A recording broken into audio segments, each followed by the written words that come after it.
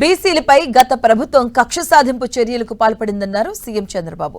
2019లో 176 GO తెచ్చి నాటకాలు వేశారని ఫైర్ అయ్యారు. సుప్రీంకోర్టుకు కూడా అపీల్ చేయకుండా వదిలేశారని మండిపడ్డారు సీఎం. బీసీలకు ద్రోహం చేయటంలో వైసీపీ నేతలు నెంబర్ 1 అంటూ ఎద్దేవా చేశారు సీఎం చంద్రబాబు. ఒకప్పుడు పదవుల కోసం రాజ్యాంగాన్ని మిస్యూజ్ చేశారు.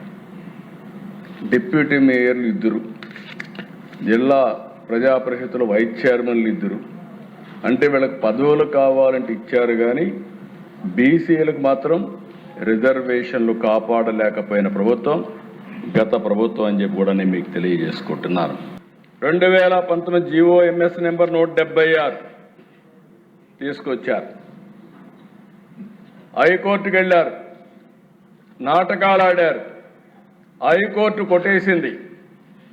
కొట్టేసి సుప్రీంకోర్టు కూడా అపీల్ చేయాలి. అంటే దీని అర్థం ఏంటి అధ్యక్ష?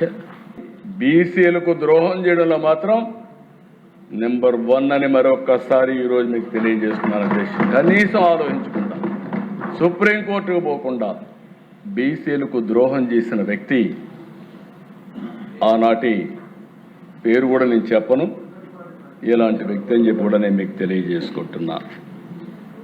అందుకనే అధ్యక్ష, ఆ రోజు ఏకపక్షంగా సుప్రీంకోర్టుకు వెళ్లకుండా జీవో నెంబర్ 559, 560 ద్వారా 34% ఉండే రిజర్వేషన్ని 24.15% తగ్గించినటువంటి వ్యక్తి ద్రోహం చేసిన పార్టీ ఆ పార్టీ అని చెప్పి కూడా నేను మీకు తెలియజేస్తున్నా.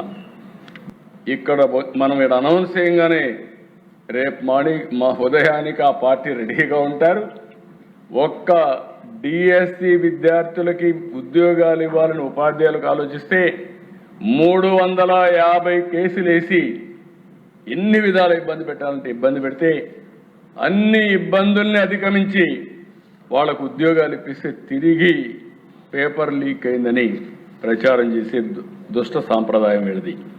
కాబట్టి రేపటి నుంచి నేను ఒకటే కోరుతున్నా, ఈ విషయంలో కానీ మళ్ళీ మీరు కోర్టుకు పోతే మాత్రం చరిత్రహీనులుగా మిగిలిపోవడమే కాకుండా రాష్ట్రంలో తిరిగి కోలుకోలేరని మరొకసారి హెచ్చరిస్తున్నాను అధ్యక్ష.